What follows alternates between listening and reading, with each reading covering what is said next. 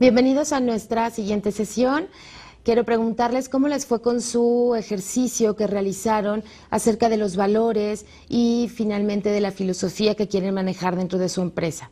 Ustedes van a encontrar una lámina en la cual hago algunas preguntas más, solamente para que ustedes clarifiquen esta idea y no olviden de enviarlo. ¿Cómo quiero que me recuerden? ¿Cómo quiero que me recuerden a mí de manera personal, mis colaboradores? ¿Cómo quiero que me recuerden mis compañeros de trabajo? Porque hablar de misión también tiene que ver nosotros como persona. Por un lado, si es la empresa que queremos crear, y por el otro lado también cómo queremos que nos recuerden, como una persona alegre, como una persona que escuchaba a los demás, como una persona que se preocupaba por el desarrollo de sus colaboradores, como una persona que sabía trabajar en equipo. Y además, en la siguiente parte y la siguiente frase es la más importante: ¿qué voy a hacer a partir de hoy para lograrlo? Si yo quiero que me recuerden como una persona que se comunica efectivamente, voy a trabajar en mi comunicación. Si yo quiero que me recuerden como una persona con una gran calidad humana, pues voy a trabajar en mis relaciones humanas también.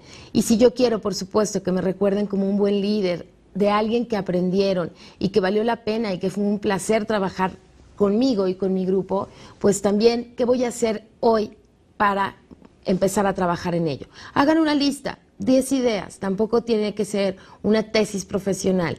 10 ideas de lo que ustedes puedan cambiar y de lo que ustedes van a hacer para ir construyendo su legado, de manera personal y por supuesto en empresa.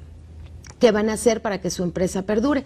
Porque bueno, definitivamente cuando hablamos de la misión y de la visión, comentábamos en la sesión anterior que tenemos que adecuar la estructura a esa misión y no que la misión o la visión se adecúen a ella. De tal manera que seguramente tendrán que realizar por ahí algunos cambios interesantes y tomen nota y conviértalo, por supuesto, en acciones. En esta sesión vamos a hablar del líder en el grupo de trabajo. Ya vimos por un lado lo que es el líder de manera individual, las cualidades, las habilidades que debería de estar desarrollando. Por otro lado vimos la visión de empresa. ¿Qué es la empresa? ¿Cómo queremos que sea nuestra empresa visionaria? Y ahora hablaremos del líder en función de su grupo de trabajo. Los temas que estaremos trabajando son enfoque sistémico, comunicación y responsabilidad compartida. Aquí quiero que reflexionen sobre una premisa de liderazgo. Sin grupo, sin equipo, no hay líder. De tal manera que pues ustedes deben de identificar esto y darle el valor a su gente. No porque tengan una función o un puesto directivo o ejecutivo, significa que la gente los tiene que seguir. Recuerden lo que vimos del liderazgo informal. ¿Qué son las organizaciones como tal o para qué existen? Pues las organizaciones se crean, o las empresas se crean para complementar actividades y funciones que estén orientadas a los clientes y que por supuesto logren una meta o un objetivo común. Esas son las organizaciones. Hay edificios, ahora hablamos de organizaciones virtuales, ¿verdad? Pero de todas formas hay por lo menos una computadora, hay tecnología alrededor y un elemento fundamental es gente. Tenemos personas, tenemos líderes y tenemos equipos. ¿Para qué es que buscamos esto? Para alcanzar objetivos. Y esas funciones pues tienen un enfoque sistémico y vamos a hablar de qué entendemos por ese enfoque sistémico. En su siguiente lámina tenemos algunos principios también del enfoque sistémico. ¿Y a qué se refiere esto? Hay una teoría completa del enfoque sistémico y lo que ellos dicen es que el todo que se forma está marcado por cuestiones individuales y que de pronto la primera premisa de cuanto más se presiona, más presiona el sistema, pues de alguna manera también hay que entender que si yo hago un cambio con el señor que está en la entrada de la puerta, eso me va a repercutir en diferentes acciones. Por ejemplo, en algún momento compartí con un contralor. Sí, ustedes saben cómo son los contralores, es parte de su trabajo, es parte de su función, pues el controlar, el identificar cuáles son lo que se va a gastar y lo que no se va a gastar y por qué. Y entonces alguien le decía, yo necesito una secretaria. Y él decía, perfecto, no te la autorizo. pero es que la necesito por tal, tal, tal y tal. Entiendo tus razones, pero el problema no es contratar a una secretaria. La cuestión es que después la secretaria necesita un escritorio, además una computadora y además papelería. De ahí que una sola decisión que parecería tan sencilla y tan necesaria, pues tiene varias repercusiones dentro del sistema.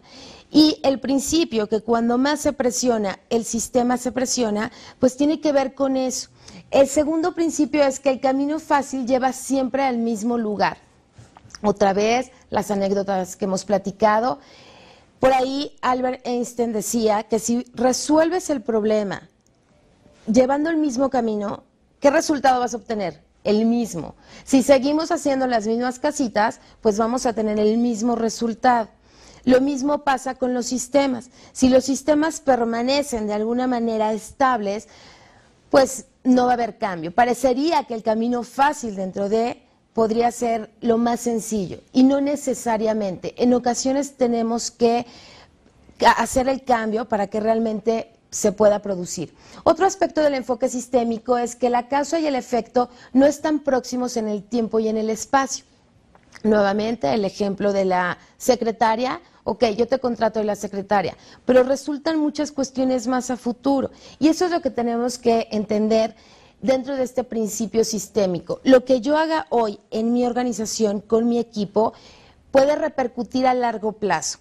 Otra anécdota que quiero compartir con ustedes es en alguna ocasión una persona ejecutiva, la persona que mejor carácter tenía dentro de la organización. Sin embargo, tuvo uno de esos días realmente difíciles y comenzó a gritarle a un colaborador de su área, de su propia área. Años después, 3 años aproximadamente, promueven a esta persona. Y pues llega, se presenta con su equipo de trabajo y después se pone a platicar uno a uno sobre cuáles son las expectativas, los objetivos, cómo les gusta trabajar, en fin, ¿no? Para ponerse de acuerdo. Y una chica le dice, pues yo la verdad que sí estoy muy preocupada por este cambio que tenemos, porque yo creo que tú eres una persona muy enojona. A lo que ella responde, ¿enojona? No, la verdad soy bastante paciente y tolerante. ¿Por qué me lo dices?